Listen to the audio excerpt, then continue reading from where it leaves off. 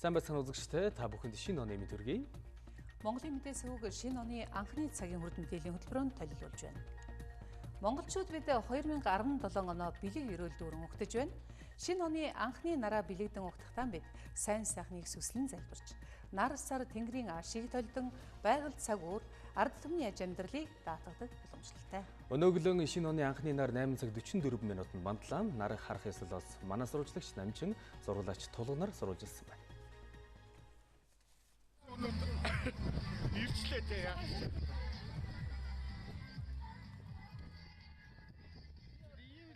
Монгол түмний сэтгэл, итгэл найдвар, шинэ хүсэл тэмүүллийг тээсэр 2017 оны анхны нар ийхүү 8 цаг 44 минутанд мандлаа.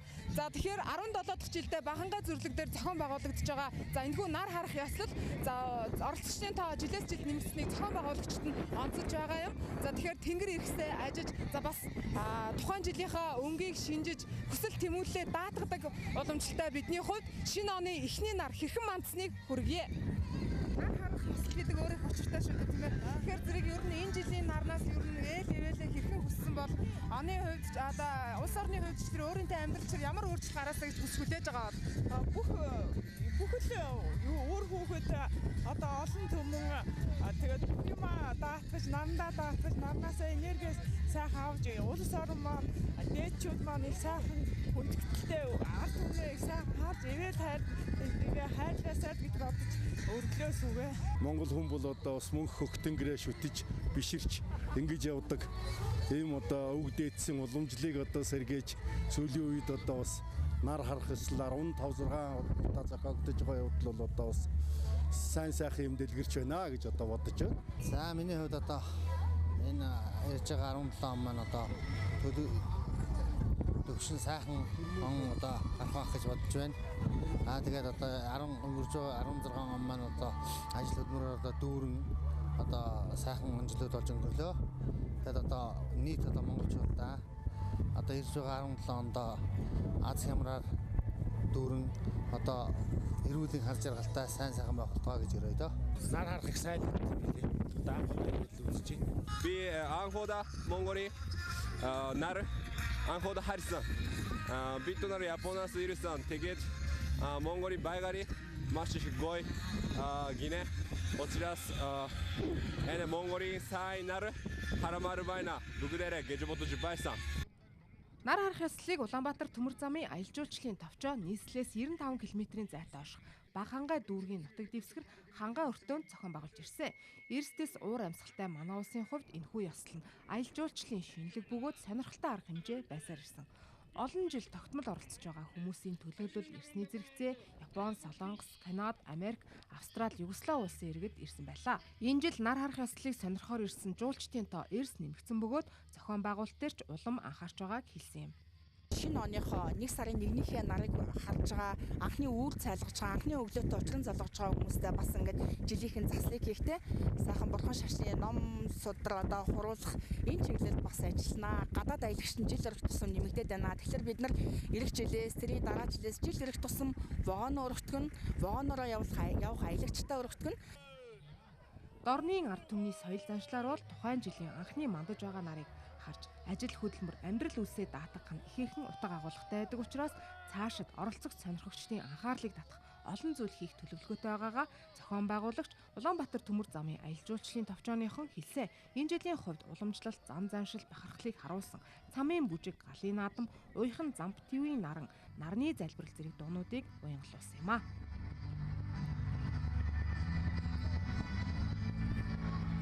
Шинэ оны анхны иргэд дотор хөвгүүд олноор мэндэлсэн байна. Манай сурвалжлах баг шинэ оны анхны иргэдтэй та бүхнийг уулзуулна. Энэ өглөө бид нийслэлийн өргөө, хүрээ амарч газруудаас дараах сурвалжилгаан бэлтгэлээ. Шинэ он шинэ сар гарахад хамгийн түрүүнд эх орон ээжигээ баярлуулан ирдэг шинэ үрсний мэдээ хамгийн сайхан өнгө мэдээ байдаг. За 3 сая монголчуудаа бүл нэмэн энэ бяцхан залуу ангир уурга дөнгөж амлж байхад нь бид таарсан юм а. За баярлалаа. Ингээд шинэ оны босгон дээр хүүтэй боллоо. Тэгээ миний 2 дахь хүү маш их баяртай байна. Дөнгөж сая төрлөө. Маш их баяртай байна. Өргөө амарч газарт шинэ оны дараа их жинхэнэ араас зулай гიშгэж төрсөн энэхүү нийслэлийн өргөө амарч газарт 2017 оны анхны төрсөн хүн юм а. Ямар ч гэсэн шинэ оны босгон дээр шинэ хүнээ үлгэдэж авсандаа маш их баяртай байна. За тэгээ анхлан бол охинтой байсан. Одоо 2 дахь төрөлт маань одоо хүү байгаа. Аста баяртай байгаа. Цаг наргүй ажилтдаг мэрэгчлийнхэн бол эмч нар тэр дундаа Монголын шинэ өглөөг шинэ хүнтэй нь ухтах төрөх эмнэлгийнхэн гэдэг бол буянтай ажиллаа. Он гарахтай зэрэгцэн дуу дугаан авалцсан 10 гаруй их төржээ. Миний 3 дахь төрөлт тэгээд 3 дахь төрөлт хүүхдээ олсондоо баяртай. Тэгээд нөгөө их баригч Баярмаа болон болор цогт эмчтэй баярлалаа. Тэгээд шинэ оны босгон дээр хүүхдээ олсондоо баярлаад гэрээхэндээ бас ээж аавдаа баярлалаа гэж хэлье. Их хүүхдийн бие хоёулаа сайн байхад эмч мэрэгчлэтнүүд тэдэнтэй адилхан баярлаж сэтгэл нь уужирдаг байна. Шинэ он гарснаас хойш 10 ээж дандаа ууган хүү төрүүлжээ. За шинэ он гарсаар манай амарч газар 10 их эсэмэнд амарчаад байна. За эдгээр 10 хүүхдүүд маань бүгдээрээ аруулаа хүү байсан байна. За одоо их хүүхдийн биеийн байдал бүгд сайн байна. Харин нийслэлийн өргөө амарч газарт шинэ оны дараа өглөөний 9 цагийн байдлаар шинэ төрсөн хүн байсангүй. Харин хуучин оны сүүл мушгиж төрсөн ууган хүүг сурвалжлаа. Эмч нартаа баярлалаа гэж хэлмээр байна. Миний 3 дахь төрөлт 3 дахь хүүгээ үлгийдээ авсан өчтөр 9 цаг 50 минут. Тэгээ эмч нартаа бүгдээрэнд нь баярлалаа гэж хэлмээр их баригч эмч, инх төр, эмч цэнгэл, инх цэнгэл. Их өвдсөн үү? Ямар өвдөлт болсон? 5 өнгөрж явахд өвдөж эхлээл тэгэл 4 цаг гарan өвдөлт төрсөн дөө. 2016 оны 12 сарын 31-ээс 1 сарын 1-ний жижүүр эмчийг өрг гүйцэтгэлээ ахлах жижүүр эмчээ. За ерөнхийдөө 00 цагаас 1 сарын 1-ний өглөө хүртэл ерөнхийдөө амарч газар маань нэлээд тайван хүн их төрсөнгөө тэгээд нэлээд сайхан тайван хонлоо. Бидний авсан мэдээлэлээр энэ жилийн эхний төрсэн хүүхдүүд дийлэнхтэй хүү байлаа. Айл гэрийн ноён нуруу ачааны эхийг үүрдэг монголчууд нуган үр гэж бэлэгддэг хүү давмгайлан мэндэлсэн байна. Шинэ улс гүрэнд хөгжил дэвшил дагуулж хүн ардад боломж ирээдүй бүхнийг дадлах болдог байна. 2017 он Монгол улсын хувьд амаргүй хүнд байх хэдий ч ив иеэн хичээж дор бүрнээ бүтээлчээр хандаж хөдөлмөрлөж чадвал эхийг бүтээж чадна. Хуучин монголчуудад олон сорилтуудыг бий болгосон ч түүнээс тодохгүй олон боломжийг дагуулсан юм а. 3 сая хэрхэн монголжонгоо түүний үе чадсууднууд 120 мянга гаруй дүү дагуулснаар хүн ам өнөөдрийн байдлаар 3 сая 124,185 болжээ. Монголчууд олуулаа болох нь төрийн хамгийн чухал бодлогын нэг. Хэдийгээр өнгөрсөн онд сургууль цэцэрлэгийн хүрэлцээ тааруугах таагүй мэдээлэл байсан ч монголчууд маань дор бүрнээ хөдөлж асуудлыг шийдэх гарц шийдлээр хуучин оноо бүтсэн. Гарч байгаа шинэ онд Монголын ирээдүйд сурч хүмүүжих олон шинэ орчин бүрдүүлсэн жил болох нь дамжиггүй юм а. Монгол эрдэмтэн хор тавдрыг эмчлэх эм бүтээж байна. Туршилт нь удахгүй дуусаж баталгаажснаар Монгол хүмүүст амьдрал бэлгэлнэ. Олимпийн дэвжээнд гаргасан тамирчдын амжилт Монголын түүхийг мөн зузааллаа. Эдийн засаг амаргүй байгаа ч баялаг бүтээгчид хийж бүтээх зорилгоос нядсангүй. Одоо төрийн зөв тууштай бодлого чухал байна. Тэр цагт хөрөнгө оруулагчид ч Монголыг зорин ирэх болно. Оюу толгой, таван толгой хизээд хөрөнгө оруулагчдыг дуудаж байдаг. Таван толгойн төсөл хөдөлснөөр дор хаяж 8-аас 12 мянган хүн ажлын байртай болно гэсэн тооцоо бий. Мөн томоохон төслийг дагаад жижиг дунд үйлдвэрлэл бизнес сэргэх учиртай юм. Энэ бүхнийг тооцвол татвар хураамжаар жилдээ 200-аас 530 сая доллар Монголын төсөвт төвлөрөх сайхан төсөөл бий. Одоо гагцхүү ажил хэрэг болгол үлдэж байна. Харин гацууртын төслийг хөдөлгснөөр Монгол банкнд жилдээ 5 тонн алт тушаана гэсэн тооцоо байдаг. Алт болон нүүрсийг бодвол тээвэрлэлтийн зардал бага. Тэгээд ч аль ч улсын мөнгөнд тэмдэгтийн ард тал нь болж явдаг. Дээр нь дэлхийн зах зээл дээр алтны үн улам бүр өсөж байна. Анх удаа Монголын нүүрсийг дэлхийд үнд хүргэх нэг цонхны бодлогыг 2016 онд түүчээж 2017 оны эхний хагаст бид нүүрсийн дэлхийн жишгт дөхүүж борлуулах шинэ гарааг эхлүүллээ. Таван толгой нүүрсний ордон зөв ашиглах шийдвэр гаргаж чадвал үнэн өсөх боломж үлдэнэ. Төмөр зам барих ажилч зэрэгцээд эхлэх ёстой. Төмөр зам бол Монгол улсын хувьд уул уурхайн баялгаан дэлхийн зах зээлд үн хүргэх боломж, өрсөлдөх чадвартай болгох гүүр юм. Зэс хайлуулах үйлдвэр, нефт боловсруулах үйлдвэртэй болох нь хараат байдлаас гарах том бодлого төдийгүй хөгжлийг хурдслах тулгуур байх болно. Гол нь төслийн үр шим нь Монгол айл бүрийн босгоор орж Монгол хүмүүст хүрч байх нь чухал юм. Анх удаа 1 тэрбум Америк долларын өртөг бүхий нефть боловсруулах үйлдвэр барих шийдэлд өнгөрөх онд хүрсэн. Ингэснээр шинэ он их бүтээн байгуулалтын жилд байгуулна. Өнгөрөх он малчид хадлан тэжээлэн сайтар бэлтгэж тариаланчид тариа будаа арим хурааж авсан жил байлаа. Мал сүргийн тоо түүхэндээ анх удаага 60 саяг давлаа. Малан эрүүлжүүлж ашиг шимийг нь сайжруулж чадвал энэ зах зээлд дэлхийд өрсөлдөх боломж бидэнд байна. Мах импортоор авах хүсэлтийг 2 хөршөөр хязгаарлахгүй арабын орнуудаас ч гэсэн тавьсан. Гол нь малан эрүүлжүүлэх нь зөвхөн төрийн хийх ажил биш, малчин бүрийн оролцоог шаардж байгаа юм. Мал эрүүл болж түүхийн бэлтгэлийн тогтолцоог хөгжүүлж чадсан цагт үйлдвэрлэгчид арьс шир, ноос ноолуурын салбараас валют олох боломжтой. Тэр цагт хөдөө аж ахуйн салбараас олох орлого өснө. Өөрөөр хэлбэл улс орон бүрт заяагаад байдаггүй уул уурхайн асар их баялаг, нүүдлийн мал аж ахуй, аялал жуулчлалын өргөн боломж монголчуудад зэрэгцэн оршиж байгааг зөв зохистой ашиглаж чадах хэсэг нь биднээс хамаарна. Тариаланчдын хөлбөмбөр бүтээл арим жил байлаа. Дотоодын хэрэгцээг нь 100% хангаж гадагш экспортлох хэмжээнд хүрсэн байна. Монголчууд бүтээж хийж чаддгийг харуулсан 2016 он улирч 2017 онтой бид золглоо. Өргөн уудам тал нутагтан монголчуудыг тэжээх дараагийн эдийн засгийн салбар бол аялал жуулчлал. Аялал жуулчлалыг хөгжүүлж чадвал асар их валют олох боломж дүүрэн байна. Иймхүү монголчууд амны бэлгээр утсан шинэ он ирлээ. Амжилт бүтээлийг ч бүхэлдэх 2017 он төр түмэнд минь ач хивээлийн хайрлах болтугай.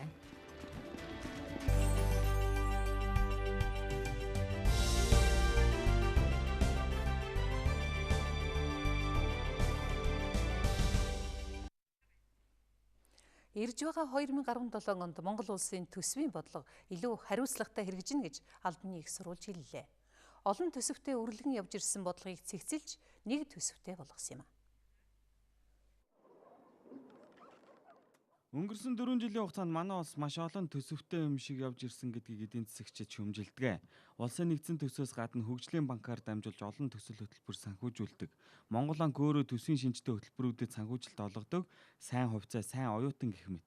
Дээр нь концессийн гэр вексел зэрэг улсын нэгдсэн төсөвт тооцогддоггүй санхүүжилтүүд явагдаж байсан. Харин өнгөрсөн онд их хурал засгийн газар энэ бүх санхүүжилтийг хомж нэгдсэн нэг төсөвтэй болж чадсан нь төсөв мөнгөний бодлогын уялдааг хангахад чухал алхам болсон гэдгийг Монгол банкны ерөнхийлөгч хэлж байна. Гэхдээ ийм олон төсвийг хумрахад хэцүү байсан учраас 2016 оны төсвийн тодтоглоор 2016 оны төсөв бол 18% алдагдaltaй батлагдсан. Гэхдээ бид бол урагшаа нэг том алхам хийлээ гэж үзэж байгаа. Ягаад гэвэл урд нь байсан тэр олон төсвүүдийг нэг одоо улсын төсөвт авчирч бадсан. Гэхдээ төсвийн алдагдал 18% өндөр гарсан. За 2017 оны төсөв дээр харин маш том агц гарсан. Тэр юу вэ гэвэл төсвийн алдагдлыг дотоодын нийт бүтээгдэхүүний 9.1% авчирч хумиж чадсан. Тэгэхээр ийм чиглэлээр одоо бид засгийн газар ажиллаж байна. Монгол банк одоо засгийн газрын энэ төсвийн сахилга батыг сайжруулах, санхүүгийн сахилга батыг сайжруулах, төсвийн алдагдлыг бууруулах энэ чиглэлээр авч байгаа алхмуудыг дэмжиж байгаа. Монгол банк өнгөрсөн оны 8 дугаар сард бодлогын хүүг огцом нэмэгдүүлсэн, оны өмнө нэг хувиар бууруулсан ч өндөр түвшинд хадгалсаар байгаа. Гэхдээ дан ганц мөнгөний бодлогоор эдийн засгийн нийгмийн асуудлыг шийдэж чадахгүй, төсөв мөнгөний бодлого уялдаж байж эдийн засаг сэргэх учиртай. Ингийн тулд нэг төсөвтэй болох нь чухал байсан гэдгийг Төв банк онцолж байлаа. Өнөөдрийн байдлаар нэмэгдсэн өртгийн албан татврын буцаан олголтыг 600 мянган хүн авах хэрэг үүссэн байна. За буцаан олголт авах иргэдийн хувьд гол анхаарах зүйл нь 2017 оны 1 сарын 6-нд багтаан баримтаан бүртгүүлэх ёстой юм а.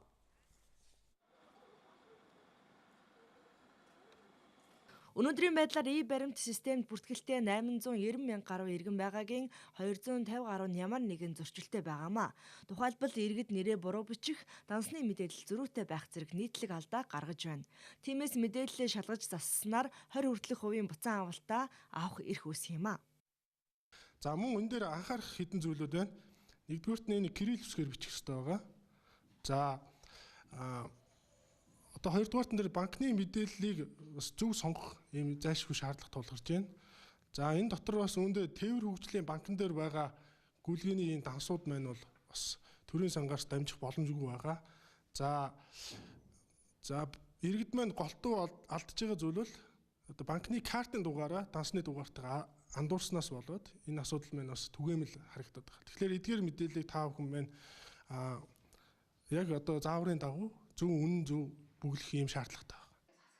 Хамгийн гол нь дээр дурдсанчлан буцаан олголт авах иргэдийн хувьд гол анхаарах зүйл нь 2016 оны баримтуудаа 2017 оны 1 сарын 6-нд багтаан бүртгүүлж баталгаажуулах ёстой. Ингэснээр таны мэдээллийн үнэн зөв байдлыг шалгаж 2017 оны эхний улиралд багтаан буцаан олголтыг таны данс руу шилжүүлэх юм а. Энэ он гарснаар бол бид нэр одоо 2016 оны 12 дугаар сарын 31-ний байдлаар манай худалдан авагчид маань 24 цагийн 12 дугаар сарын 31-ний 24 цагт цаг хүртэлх худалдан авалт хийсэн энэ баримтаа баримт цэг эмээнд за дараагийн 7 хоногийн шинэ оны эхний ажлын 5 хоног дотор бол баримт цэг эмээнд орж бүртгүүлэх ёстой байж байгаа.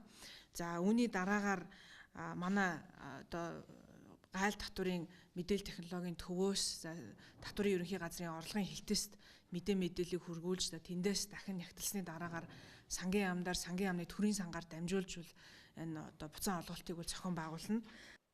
Татврын буцаан олголт авахд нөөтийн баримт огт шаардлагагүй цахим системд баталгаажуулсан байхад л болно.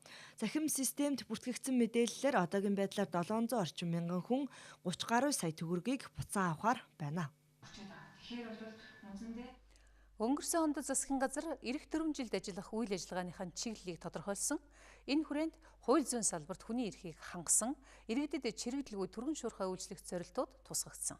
Зорилтуудын биелтийг хангаж чиглэсэн хэд хэдэн хуулийн төсөл эх онд хилцүүлэгдэхээр хүлээгдэж байна.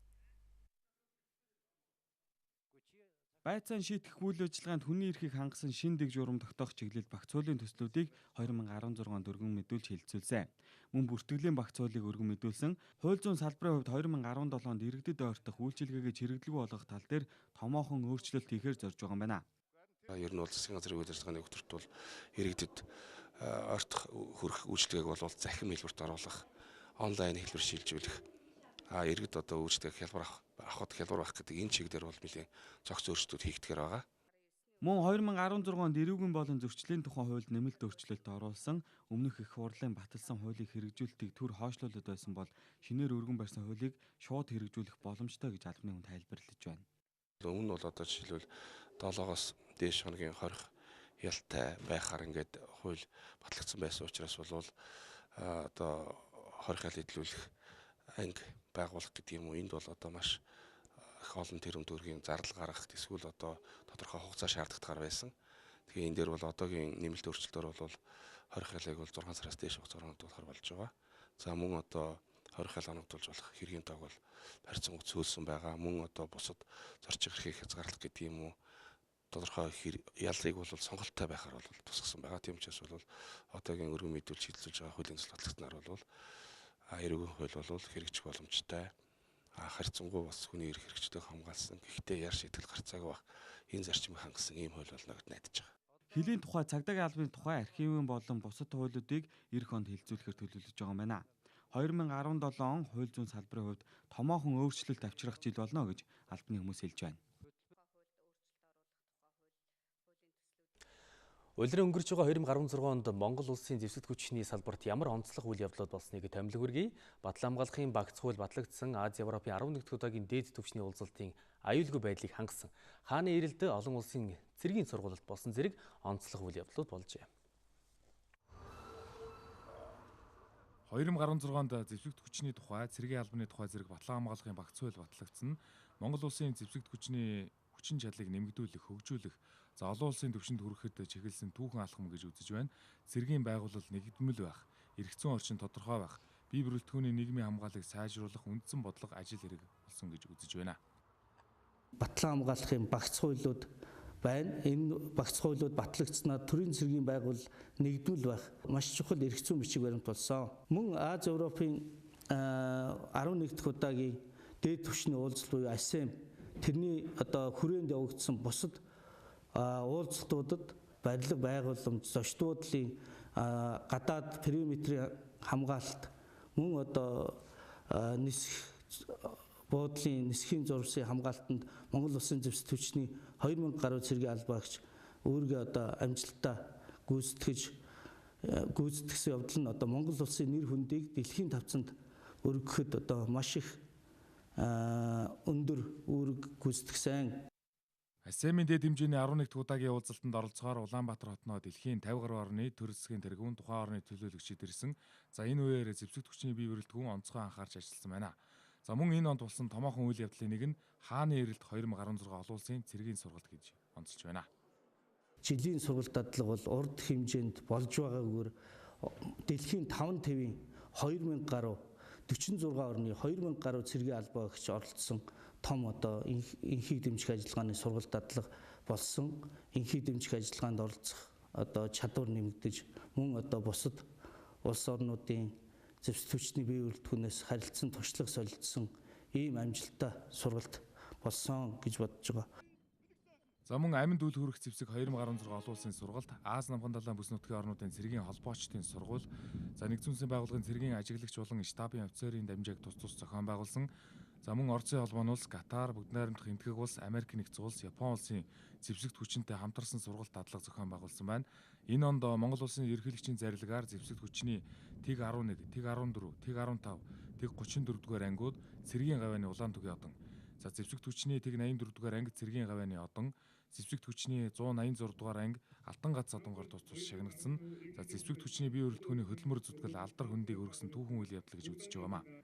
За мөн олон улсын инхийг дэмжих ажиллагаанд Монгол улс идэвхтэй оролцож цэрэг хандивлагч орны тоогоор тэргүүлэгчийн игнэнд ороод байна. За түүнчлэн Монгол улсын хэмжээнд 4 жилд нэг удаа болдог бүх ард түмний их наадамд зэвсэгт хүчний бие бүрэлдэхүүн 12 дахь удаага тэргүүлсэн зэрэг онцлог 10 үйл явдлыг нэрлэж байна.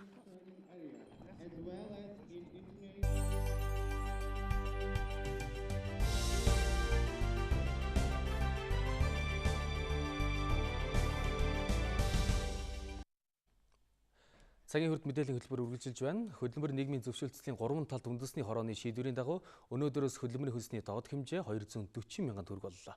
Хөдөлмөрийн хөлсний энэ хэмжээ шинэ оны анхны өдрөөс хэрэгжих юм. Хөдөлмөрийн хөлсний доод хэмжээг 2013-нд 192 мянган төгрөг болгон нэмэгдүүлж байсан. Дараа нь үе шаттайгаар нэмсээр өнөөдөр 240 мянга болж байна. Монголчууд их үрэлгэн хэрэглээ өндөртэй. Тэд үүнийхээ төлөө гэр бүлийн эрсдэлд оруулахдаж бэлэн байдаг хэмээн гадныхан биднийг үнэлжээ. Өөрөөр хэлбэл хэрэглээний зөв соёл манай улсад байхгүй байгааг тэд шүүмжилж байна. Үүнийг эдийн засагчид судалгаагаар тогтоосон байна. Бид гадныхны нүдэнд хэрхэн харагддаг талаар санхүү эдийн засгийн дээд сургуулийн багш нар Монголд амьдарч байгаа гадны иргэдээс судалгаа авчээ. Судалгаанд хамрагдсан иргэд монголчууд үрэлгэн тэд гэр бүлээ эдийн засгийн хувьд эрсдэлд оруулж байгаад ч орлогоосоо давсан өндөр үнэтэй брэнд бүтээгдэхүүн худалдаж авдаг. Ийм амьдралын хэв маягтай ард түмэн дэлхийд Монголоос өөр байхгүй гэдгийг онцолжээ. Энэ бол гадныхан биднийг хэрхэн дүгнж байгаагийн нэг илрэл юм аа.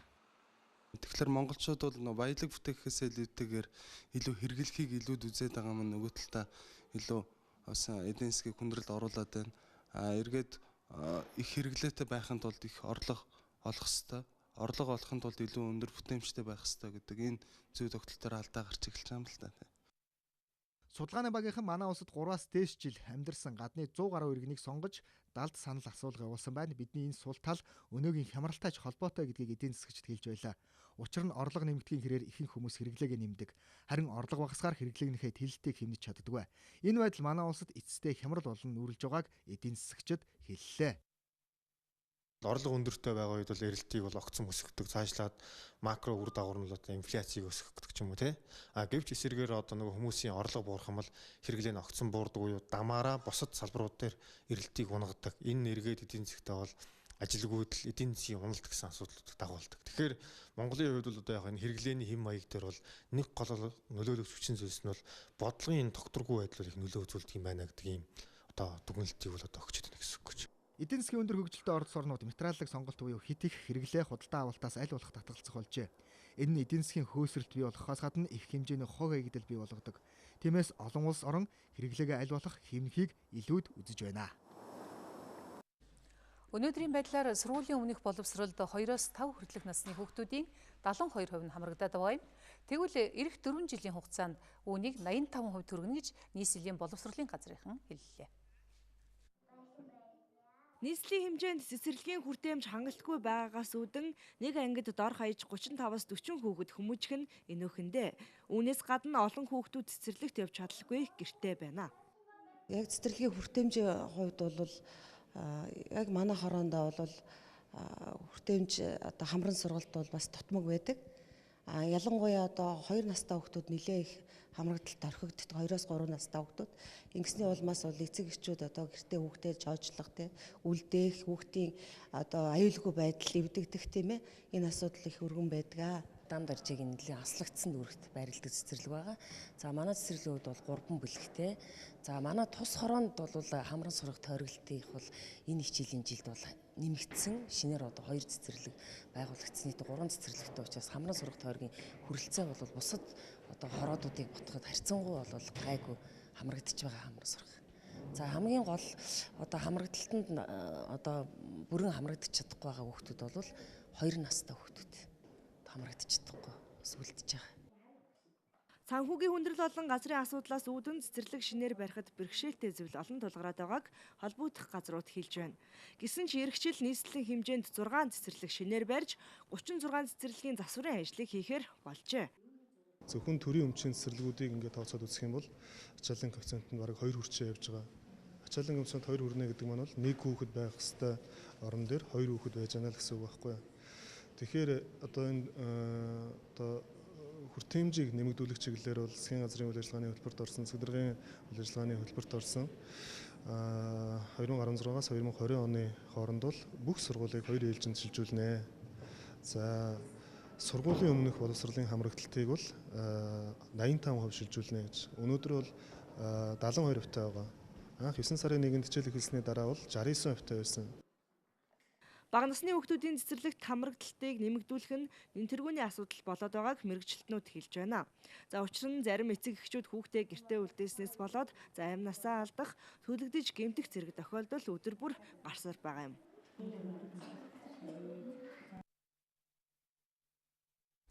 Монгол улсын ерөнхий сайд Эрдэнэт Эрдэнэтэн мэргэддийн хандан Улаанбаатар хот болон Төвс өрн газрын агаарын бохирдлыг бууруулах, утааг багасгах асуудлыг судлан гарц шийдэл олохыг даалгасан.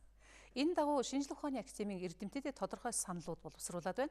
Тэдний гаргасан санал ерөнхий сайдын захирамж гарч ажлын хэсгүүд байгуулагдсанаар бодит ажил хэрэг болох юм байна.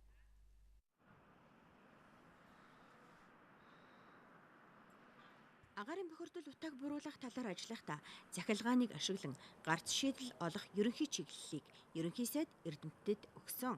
Дэлхийн олон улс оронд захилгааны зэрэгцээ байгалийн хийг ашиглан утааг буруулж чадсан хувилбар байдаг. Тэмээс захилгааныг ашиглан асуудлаас гарах арга нь нэн даруй хэрэгжүүлэх эхний алхам гэж үзэж байна. Шинжлэх ухааны академиас эрчим хүчний чиглэлийн нэртэй Эрдэмтэн судлаачдаас бүрдсэн 3 дэд ажлын хэсэг гарч ажиллана гэж төлөвлөжээ. Энэ хүрээнд тухайлбал захилгаанаар яаж одоо хангах ямар бололцоо байгаа энэ тал дээр судалгаа хийх нэг групп мөн томоохон үр ашиг сайтай тийм одоо 100 одоо хуучнаар бол ус халаагуурын 100-аар бол бас одоо яаж бууруулах боломж байна гэд нэг чиглэл. 3 дахь чиглэл бол ер нь бол бас одоо энэ агаарын бохирдлын бас нэлээ нэг одоо тэр хорт утаа их ялгаруулдаг хэсэг бол одоо энэ том аварын дизель голчлон хэрэгэлдэг энэ автомашин байгаа. Автобус ч юм уу. Тэр автомашины бас гарч байгаа. Тэр утааг бууруулах чиглэлээр бас нэг ажлын хэсэг гарна. Ажлын хэсгүүдийг ерөнхий сайдын захирамжийн дагуу байгуулагдах ажлын хэсэг удирдан чиглүүлж ажиллана. Ингээд 2017 оны эхний хагас жилд багтаан гарц шийдлээ танилцуулахар төлөвлөсөн байна. Тэгэхээр ер нь бол захилгаанаар бууруулна гэдэг бол бас амаргүй. Ягаад гэвэл энэ захилгаанаар бууруулахын тулд өөрөө дид бүтц их чухал ба. Тэгээд их усүрэх шаардлагатай. Тэр утгаараа бол одоогоор бол бас ойрын үед бол 5 дугаар их усүрийг барьчих бас чадвар байхгүй юм шиг харагдаад байна л да. Тийм учраас бол яг хөө ер нь таны хэлдгээр тэр инновацийн шийдэлтэй тийм одоо жижиг харьцангуй одоо тог баг хэрэгэлдэг тийм одоо технологиудыг бол сонгож тэнд бол оруулах байх гэж бодож байна. Ер нь Улаанбаатарын гэдэг энэ утааны асуудал бол зөвхөн нэг өвөл тохиолдоод өнгөрдөг зүйл биш л дээ. Цаана нь бол хүний эрүүл ахуйн асуудал байна, сэтгэл зүйн асуудал байна, ариун цэврийн асуудал байна. Бүхэлдээ бол нийгмийн их том цогц асуудал. Энэ утгаараа бол олон түмний анхаарал их чухал байр суурийг эзэлдэг. Эрдэмтэд бол энэ дээр гарц олно гэхэд эргэлзэхгүй байгаа. Харин зүгээр гарцаа яаж хэрэгжүүлэх вэ гэдэг талаар их тодорхой санал боловсруулалт төр зэсгтэй өгөх ажлыг санаачлаад эхлүүлээ явуулж байгаа. Эрдэмтэд агаарын бохирдлыг бууруулах шийдлийг эрэлхийлэхдээ өнгөрсөн жилүүдэд энэ чиглэлээр ажиллаж байсан хүмүүсийн дэвшилттэй санаануудыг мөн тусгах юм байна. Ингээд нэгдмэл нэг шийдэл гарч энэ шийдлийг хэрэгжүүлснээр утаа ойрын 4 жилдээ буурах болно гэж харж байгаа юм байна. Шинэ оны эхний өдөр эх орны дотоод дөрөнсөн үйл явдлаас бид та бүхэнд танилцууллаа. Үргэлжлүүлэн та бүхэн дэлхийд дахин болж байгаа үйл явдлын мэдээлэл хүрэхээр орчуулагчид театр Ариун чимэг ажиллаж байна. Баярлалаа. Үзэгчид та бүхэндээ шинэ оны мэнд хүргэе.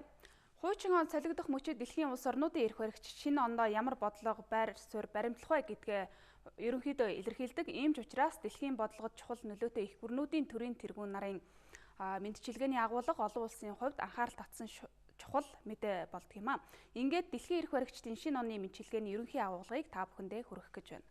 Хойд хөрш Оросын холбооны улсын ерөнхийлөгч Владимир Путин шинэ оны мэдчилгээндээ 2016 онд тохиосон сорилтууд Оросын холбооны улсын ард түмнийг илүү их нэгтгсэн, илүү их ололт амжилтанд хүрэх боломжуудыг нээж өгсөн гэдгийг цохон тэмдэглэсэн байна. 2016 он Оросын ард түмний хувьд хүнд жил болсон. Гэхдээ Оросын ард түмэн өөрсөдөө болон өөрсдийн чадвар Орос орондоо итгэж байх нь хамгийн чухал. Оросын ард түмэн маш сайн хөдөлмөрлөж, маш их зүйлийг бүтээж байна гэдгийг Кремлийн тэргүүн хэлсэн үгэндээ цохон тэмдэглэлээ. Украиний хямралтай холбогдуулж тавьсан хориг арга хэмжээ болон газрын тосны ханш сул байсантай холбоотойгоор 2016 онд Оросын холбооны улсын эдийн засаг сул үзүүлэлттэй байсан. Орос улс иргэний дайнтай байгаа Сирийн ард түмэнд туслах зорилгоор сэрдэх, алан хэдэгчдийг дарах зорилгоор агаарын цэргийн ажиллагаагаа үргэлжлүүлж байна. Саяхан явуулсан судалгаагаар Оросын холбооны улсын хүн амын 80 гаруй хувь нь ерөнхийлөгч Путиныг дэмждэг болохыг харуулсан юм а. 2018 оны 3 дугаар сард Оросын холбооны улсын ерөнхийлөгчийн сонгуул болно. Иймд энэ 2017 он бол Оросын холбооны улсын төрийн удирдлага солигдохын өмнөх чухал он байх юм а. Оросын холбооны улс өрөндийн зүгээс тавьсан хориг арга хэмжээний давуу талыг ашиглахад илүү их анхаарч өөрийн дотоод нөөц боломжоо ашиглах, гадаад өөр зах зээлтэй болоход нь өрнөдийн хориг эерэг нөлөө үзүүлж байгаа гэдгийг эдийн засагчид тэмдэглэх болсон. Харин өмнөд хөрш бүгд найрамд Хятад улсын дарга Си Цзиньпин шинэ оны мэдчилгээний үгэндээ 2017 онд Хятад улс газар нутгийн бүрэн бүтэн байдал далай тэнгисийн ашиг сонирхолтой холбоотой асуудалд буулт хийхгүй гэдгийг дахин нотолсон байна. Хятад улс инх тайван замаар хөгжихийн зэрэгцээ ард түмэн улсынхаа ашиг сонирхолтой холбоотой асуудлуудад буулт хийх зарчмыг хүлээж авахгүй учраас байр сууриа тууштай хамгаална гэдгийгч Си Цзиньпин онцоллоо. Өнгөрсөн оны 7 дугаар сард олон улсын арбитрийн шүүх бүгд найрамд Хятад ард улсад өмнөд Хятадын тэнгис дэх маргаантай арлуудыг эзэмших хууль ёсны эрх байхгүй. Бээжин олон улсын хуулийг зөрчиж байна гэсэн шийдвэр гаргасан. Энэ үднээс Хятад улс далай тэнгис дэх ашиг сонирхлоо 2017 онд тууштай хамгаална гэдгээ ийхүү илэрхийллээ. Харин дотоод бодлогын хувьд Хятадын коммунист намд хатуу хяналт тавих замаар цэвэр улс төрийг дэмжин албан тушаалын зэрэгийг үл харгалзан авилга хэл ахуул авсан төрийн өндөр албан тушаалтанд шударгаар ял зэмлэл хүлээлгэх гэж Хятадын дарга дахин нотолсон байна. Түүнчлэн Хятад улс том хэмжээний гамшиг осол тохиож байна. Цаашд ч гэсэн Хятадын ард түмний өмнө олон сорилт бэрхшээл тулгарч магадгүй юм. Мөн ард түмнийхээ амжиргааны төвшинг сайжруулахын төлөө шаргуу ажиллаж, хууль ёсыг сахиулахын төлөө тууштай тэмцгээж Хятадын удирдлага шинэ оны мэдчилгээний үгэндээ онцлон тэмдэглэсэн байна. Энэ оны сүүлийн хагас болох Хятадын эрх баригч намын 5 жилд нэг удаа болдог их хурлаар Хятадын коммунист намын удирдлагад өөрчлөлт орох болов гэсэн таамаг шинжээчдийн дунд байгаамаа. 也向世界展示了 Хоёр дахь бүрэн эрхийн хугацаа нь энэ сарын 20-оор дуусгуур болох гэж байгаа. Америк нэгдсэн улсын ерөнхийлөгч Барак Обама өөрийнхөө бүрэн эрхийн хугацаанд хэрэгжүүлсэн ололт амжилтаа дүгнсэн агуулгаар шинэ оны мэдчилгээгээ дэвшүүллээ. Түүнчлэн Америк нэгдсэн улсын эдийн засгийн өсөлтийг чангаруулахад өөрийнх нь засаг захиргаа баггүй хүчин зүтгэснийг ч цагаан ордны тэргүүн мэдчилгээндээ онцлон тэмдэглэлээ. Тэрээр Америк нэгдсэн улсыг удирдсан 8 жилийн хугацаанд Америкийн эдийн засаг сэргсэн, Афганистан, Иракаас цэргээ гаргасан, зартаа алан хядагч Осама бин Ладныг хөнөөсөн, мөн боловсрол, эрүүл мэндийн үйлчилгээг сайжруулж, цагуурын өөрчлөлтөд тэмцэх арга хэмжээг нэмэгдүүлж, Америк нэгдсэн улсын Иран, Куб улстай харилцааг сэргээн сайжруулсан гээд олон арван ололт амжилтаа шинэ оны мэдчилгээндээ онцоллоо. Түүнчлэн 8 жилийн өмнөхтэй харьцуулахад бараг дэлхийн улс орон бүр Америк нэгдсэн улсыг илүү нөлөөтэй, хүчирхэг гэж харах болсон гэж Барак Обама өөрийн ажлыг дүгнсэн агуулгатай мэдчилгээ дэвшүүллээ. Мөн Америк нэгдсэн улсын ерөнхийлөгчөөр сонгогдсон Дональд Трамп шинэ оны мэдчилгээг өөрийн Твиттер хуудасаараа дамжуулан хүргэсэн байна. Гэхдээ тэрээр мэдчилгээгээ өөрийн өрсөлдөгч нарт онцолж хүргэж байгаа гэдгээ дурдсан байна. Тэрээр мэдчилгээндээ бүх хүмүүст шинэ оны мэнд хүргэе. Тэр дундаа надтай өрсөлдөж ялагдаад учраа олохгүй байгаа одоо олон өрсөлдөгчдөө мэнд хүргэж байна. Хайртай шүү гэсэн мэдчилгээг дэвшүүлсэн байна. Өчигдөр шинэ он гараад удааг байхад Туркийн Стамбул хотын шөнийн клубуд Санта Клаусын хөмсгөлтэй этгээд гал нээж 35 хүний амь насыг хөнөөж 40 орчим хүнийг шархтуулсан хэрэг гарсан байна. Шөнийн тэг 1 цаг 30 минутын орчимд хэрэг гарах үед Стамбулын Ортакой дүүргийн Рейна шөнийн клубуд 700 орчим хүн шинэ жилийн баяр тэмдэглэж байсан байна. Зэвсэгт итгээд клуб руу нэвтрэхээс өмнө хамгаалалтын цагдаа энгийн иргэдийг буудан хөнөөж дараа нь баяр тэмдэглэж байсан хүмүүс рүү гал нээжээ. Стамбул хотын захирагч Васил Сахин энэ гэмт халдлагыг хэн үйлдсэнийг одоогоор тогтоогоогүй байгаа. Гэхдээ террорист халдлага гэж үзэж байгаа гэдгээ мэдэгдсэн байна. Халдлага үйлдсэн этгээд араб хэлээр ярьж байсан тухай гэрчийн мэдүүлгийг иш татан Туркийн хэвлэлүүдээр мэдээлж байна. Халдлага болсон клуб нь турк иргэд төдийгүй гадны иргэдийн дунд алдартай далайн иргэдээр байрладаг хүн олноор цугладаг газар юм байна. Одоогоор халдлага үйлдсэн этгээд алагдсан эсвэл баривчлагдсан эсэх нь тодорхойгүй байгаа юм байна. Зарим гэрчүүдийн хувьд бол халдлага болсон газарт 1 биш 2 этгээд байсан гэж мэдүүлжээ. Туркийн засгийн газраас аюулгүй байдлын үүднээс телевизүүдийн эфирийг түр хугацаагаар хаах тушаалыг гаргаад байна. Өнгөрсөн оны сүүлийн өдрүүдэд Туркийн Стамбул, Анкара зэрэг том хотуудад террорист халдлага гарч болзошгүй гэсэн үүднээс аюулгүй байдлыг өндөржүүлсэн бэлэн байдал зарлаж Стамбул хотод гэхэд 17,000 гаруй цагдааг эрүүл хамгаалалтанд гаргаад байгаамаа. 2016 онд Турк улсад олон удаагийн террорист халдлага гарч 180 орчим хүний амь нас хохирсон байна. Хамгийн сүүлд Анкара хотод сууж байсан Оросын холбооны улсын элчин сайд Андрей Карловын амь насыг хөнөөсөн халдлага гарсан юм а. Эдгээр халдлагуудыг ихэнхдээ Исламын улс алан ядагч бүлэглэл болон Курдийн салан тусгаарлагчид үйлдсэн гэдгээ хүлээсэн юм а. Дэлхийн өнцөг булан бүрт хүмүүс түүхэн дурсгалт газруудад цуглан өнгийн салют буудуулж шинэ оноо баяр хөөртэйгээр ухтан авлаа. Дэлхийн улс төрийн хувьд хатуу жил гэгдэж байгаа 2016 оныг үдэх шинэ оныг ухтан авах баярын үйл ажиллагаа Сидней хотоос эхлээд Москва, Мадрид, Рио де Жанейро, Нью-Йорк зэрэг хотуудад болсон байна. Лондон хотод Темза мөрний эерэг дагуух түүхэн дурсгалт газруудад ялангуяа Биг Бен цамхаг, Берлинд Бранденбургийн хаалга, Москвад Улаан талбай, Кремлийн ордон, Парис хотноо Элисейн ордон, Рио де Жанейро хотноо Копакабана далайн эрэг, Афины төв талбай, Нью-Йоркийн Таймс талбай, Дубай хотод тэнгэр багандсан Бүрж Дубай цамхагт олон мянган хүн цугларч өнгийн салютын гайхалтай үзүүлбэрийг үзсэн байна. Мөн Азийн Хонконг, Сингапур, Куала Лампурын иргэдч гисэн салютын гайхамшигтай үзүүлбэрүүдийг үзэж сонирхжээ. Түүнчлэн бүгд найрамд гарчилсан Солонгос ард улсын Пхеньян хотод ч гэсэн мөн Ким Ир Сений талбайд иргэдэн цуглан өнгийн салют будуулан шинэ оноо ухтсан байна. Энэ жилийн хувьд дэлхийн том хотуудад аюулгүй байдлын орчин тэмч таатай биш байгаатай холбогдуулж том хотуудад баярын үйл ажиллагааг аюулгүй байдлын өндөржүүлсэн хамгаалалтын дор зохион байгууллаа. Лондон, Мадрид гээд Европын том хотын аюулгүй байдлын манаа цагдаагийн олон мянган бүрэлдэхүүнийг дайчлан гаргасан байна. Гэхдээ Лондон хотын олон мянган иргэн аюулгүй байдлын хамгаалалтыг үл ажиран салют будуулах ёслолыг үзэхээр Темза мөрний эрэгт олноороо цугларсан байна.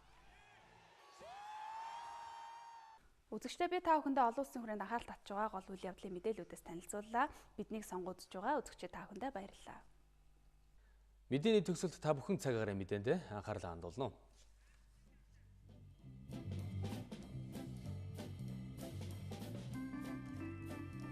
Өлгийд шөндөө 14 өдөртөө 4 хэм хүйтэн. Улаангомд шөндөө 31 өдөртөө 20 хэм хүйтэн байна. Ховдод шөндөө 18 өдөртөө 5 хэм хүйтэн.